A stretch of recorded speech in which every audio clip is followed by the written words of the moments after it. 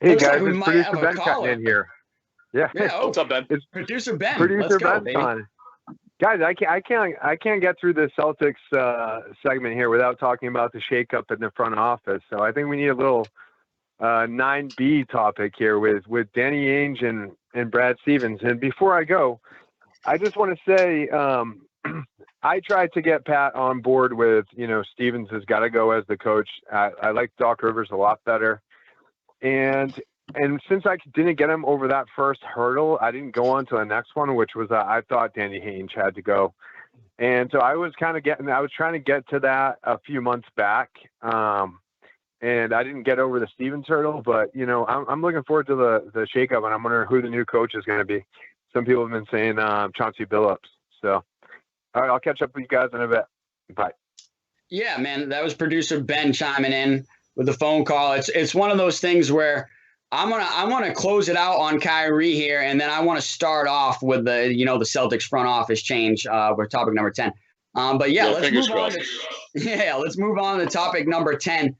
And it's NBA playoff predictions, reactions, and series check-ins. But we're going to start it off with the shakeup in the Celtics and the shakeup in the Celtics front office with Danny Ainge talking about how he's going to retire and he's stepping away from the game. And now they've just promoted Brad Stevens from the bench to the front office into the president of basketball operations and the GM. And he's now going to be in charge of the whole shebang. So it's just really one of those things where I think it kind of came out of left field for most fans and for most people, but it's really big news. So we're going to cover that right now. So Coach Duarte, what are you really thinking with this big shakeup in the front office? Brandon, do you know a job where you fail and get a promotion? Do you know any of those jobs? Because if you do, can you sign me up? Like, how is this a thing? Like, how is this a thing? Like, how is Brad Stevens now the president of basketball operations? Like, how does that make any sense whatsoever? Okay, Ben, I agree with him 100% when he came in. Done with Brad, done with Danny. Now, listen, it makes sense with Danny. He had a couple of heart attacks. He's like 65 years old. Like, I get it. Like, I do. I really do. Okay, and part of the deal too is how much experience does Brad have in this executive role? He's been on the sidelines, and by all the reports, he got burned out in the bubble. And it's like, dude, like if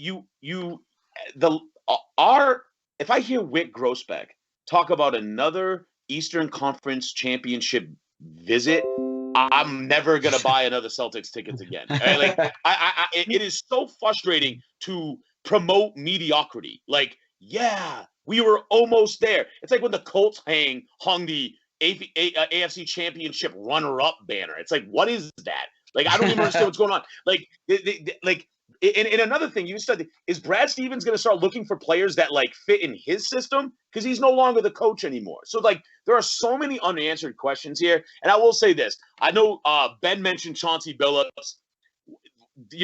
I heard I like Sam Cassell. I heard Sam Cassell was on the docket. I also think Juwan Howard would be an excellent hire. He's been at Michigan now for a couple of years. Here's what it has to be, Brandon, and I'm being as blatantly honest as I can right now.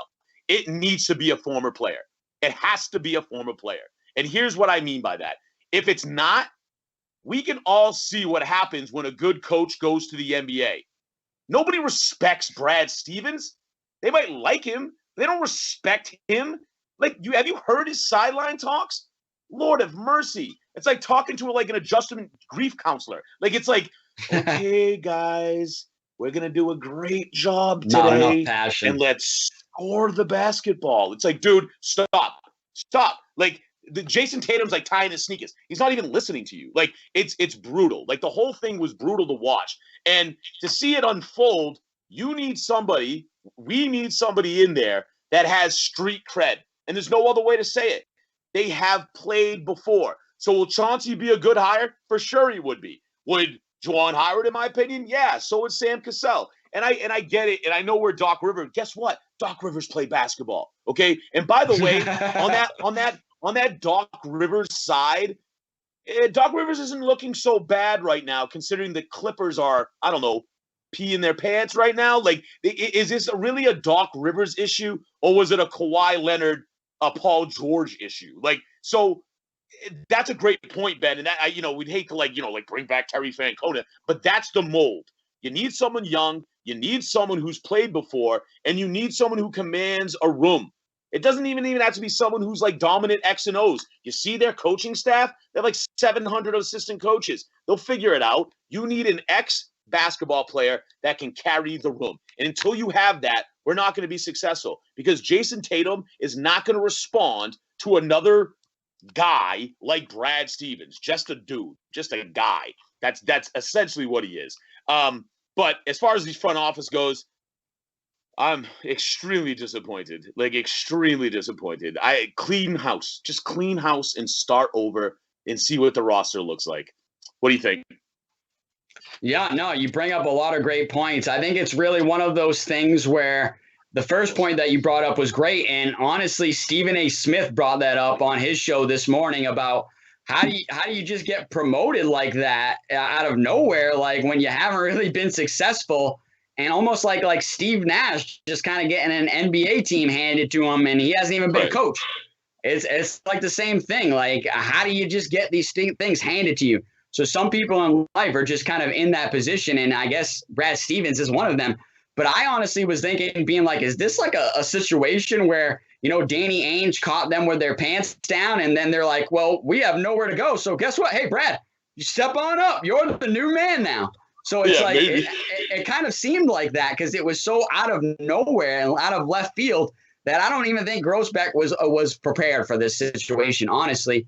But Pat the shot caller Flaherty, who's honestly our other co-host on here, had sent me something earlier today that said the Kyrie logo stomp had a little something to do with it, because Danny Ainge was so fired up about all that disrespect that he wanted to go down to the Nets locker room, but all the current Celtics players said, now we don't really care. And so when I heard that kind of, it was a little shock to me, if that's true, that, like you said, if Tatum, Marcus Smart, and all these guys don't care about the history of the team that they play on, then I don't care. Trade them all. Trade every single one of them, including Jason Tatum with his 50 points. Because if you don't care about the history of the city that you play for and the team that you play for, then guess what? As a fan, I don't care for you as a player, and I want you to move on to a different franchise, man. Because that's one of the rumors that was out, why Danny Ainge was just like, I'm through. I can't even connect with these generational players that are around right now, which we've talked about. And trust me, I'm a high school coach, okay? I'm not a professional coach, but these professional players are a bunch of divas right now. This whole current generation of professional players are soft, especially in the NBA, and they're a bunch of divas, okay? Like I said, I'm not talking about college. I'm not talking about high school players. Totally different situation, totally different, okay? But these players that are getting paid in the NBA are a bunch of babies, all right? They're completely soft as baby poop, as a lot of people would say. But it's just really one of those things where that is the story coming out, that Danny Ainge was just like, I'm done. I'm through. And so now, hey, okay, let's see what Brad Stevens can do. So let's move on to that. Like you said, gets promoted out of nowhere. I want to see what he can do. I really want to see, are you going to shake up this roster? Hey, we need a trade. We need a trade desperately. Like you said, I'd be fine with cleaning house. There's really not anybody on this roster that there's one guy on this roster that I'd like to protect, okay? It's Jason Tatum. If it's true that he didn't want to defend the logo, I don't want to protect him. But if he wants to step up and be a true Celtic and like a Larry Bird-like guy, then he belongs on this roster. But the other guy is Robert Williams, man. He is really developing right now, is turning into a stud down low and in the middle. I think that's another guy that I'd say, hey, let's not trade him. Let's keep him. But everybody else, I'd say, let's put him on the trade block. Let's see what we can do. Let's blow this roster up and let's start over, because they weren't a contender. Evan Fournier didn't add jack squat to this roster. Okay, had about one good game. So, hey, man, implode this whole roster and let's move on. But I'm willing to give Brad Stevens a chance to see what he is going to do, who he is going to hire. And I'm with you. I think it should be a former player. I think any of those guys that you brought up would be amazing. Heck, the guy that producer Ben has on the screen right now, bring him in to be a coach. he will come in with passion and he will deliver a lot better speeches, obviously, that you want to hear. But I think it's really one of those things where any of those guys you named would be great. But one of the guys I keep hearing is Jason Kidd, and I don't want to see that happen. I don't want Jason Kidd as the head coach of this team. I think all the Celtics fans back me up with this. We do not want Jason Kidd, man. I would have any of those other former players to bring them in, but just not Jason Kidd, man. He's not the right guy for this job. He's not the right guy for the city either. But hey, man, I think that's the deal with the Celtics. We've covered them enough now. Let's move on to some other topics here in the playoffs and some other series, mainly the Lakers being down 3-1 to the Phoenix Suns. And then the other series that are tied is the Los Angeles Clippers versus the Dallas Mavericks. That series tied. And then, man, what a game last night in that Blazers game, right? Blazers game against Utah, man. Dame, I always say it on this show, Dame time all day long, man, putting it into back-to-back overtimes and dropping the 50-piece, the only player in NBA history to drop 55 points with 10 assists in a playoff game. I mean, yeah, there's just a lot of things going on right now, but what are your thoughts about these other series that are currently going on? Well, unfortunately, I witnessed maybe the grossest event in athletic history by watching LeBron James literally walk into the court. Yeah, Dame Dollar is a boss. Like, he's an absolute animal. Like, and he's been like this for a while, carrying that squad. But I mean, I don't want to make this a footnote. If people don't know, just look at the clip. LeBron literally, with 5 minutes left to go in the game, walked off. Like, walked into the locker room and said, you know what? I'm done playing today. Like, this is what we're talking about. And this is what you just mentioned. Yep. That's gross. Like, it's just such an awful example. And I've heard people make the comparisons with, you know, Randy Moss did it and the Celtics didn't shake the Pistons' hand in the 85 game. Listen, the game, as far as the Celtics analogy goes, that game was over and they walked off the court, okay? There was 5 minutes left to go and they were only down like 25 points. And he just walks off the court. Like, that's your leader. That's King LeBron. Like, come on, man. Like, so as far as I'm concerned, the Lakers are toast. Absolutely toast. Thanks, Ben. There he is. See you later, LeBron. All right. And the Lakers, and here's the deal. You look at the other side, and you got Luka, this 22-year-old kid, carrying his squad with passion and energy. And listen, I'm not Tommy Heinsohn here, rest in peace. All right. I'm not Tommy Heinsohn here where I'm asking everyone to dive on the floor and like take charges but a little vigor, a little enthusiasm for your squad. And that's just so embarrassing. Look at that, right? So if 5:42 left of the goal in the game, peace, I'm out, right? Like, I'm just done with the Kyries and the LeBrons and like this sort of attitude. Now, listen, the Clippers are loaded. So I would be silly not to pick them going forward. But, man, Luka's got magic right now. He's absolutely got magic. But in my opinion, out of the West, I'm on the Phoenix bandwagon, man. Like, I think they're so talented. I think by bringing an adult into the room, because LeBron's not one and Kyrie isn't either, but like by bringing Chris Paul into the room, the adult, he takes all of these uber talented players like Cam Payne and Devin Booker and these really talented kids, and he's just distributing and letting them play their game. Like, that's where you see a real leader come to and step up and bring his team to where I think they're as talented as anybody in the league right now. They can play defense. They got hustle dudes like Jay Crowder, but Chris Paul is just doing his thing. And I think he's averaging and he's double-digit assists every single game, right? It's just a really nice thing to see. So, listen, while my eyes are necessarily not focused on the West so much, I think it's Phoenix or bust out there. I don't think there's anybody who can compare with them on a 7-game series because they can stroke it, they can go to the rim, and more importantly, they all make their free throws. So I think they're really tough to beat. Really, really, really, really, really tough to beat. No, I agree. I think that's a great pick. And I made a mistake earlier of saying that series was 3-1. It's actually 3-2. But the Lakers now are, one more game and you're out of there, man. And that series is done as the defending champion. So if Anthony Davis can't play in the next game, honestly, I think, Phoenix puts the Lakers out, and then they're the favorite coming out of the West. I think Utah might be able to give them a great series as well. But I think Phoenix is loaded, like you said, with Chris Paul playing at a high level. Then you got the young guns of Devin Booker, Cam Payne, and then obviously you got Ayton in the middle. Man, he is such a beast right now, and he is really developing. We talked about young Robert Williams developing. Well, this is another young, talented center that's really developing and coming into his own right now. And, man, it's coming in at a right time right now during playoff basketball. And I think Phoenix is really hitting on all cylinders right now. So it's one of those things where, man, I love LeBron. I still do. Like you said, I do think that was a little bit of a childish move to walk off the court early and not really show any leadership there. But I don't know, man. If you can knock off LeBron James, I still think he is the best player in the NBA right now, even 18 years in.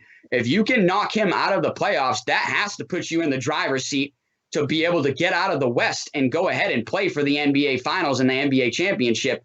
And then out of the East, man, I think it's really going to come down to obviously the Nets and the Bucks. Whoever can come out of that series, I am really rooting for Giannis to just really blow it out of the park and knock the Nets off.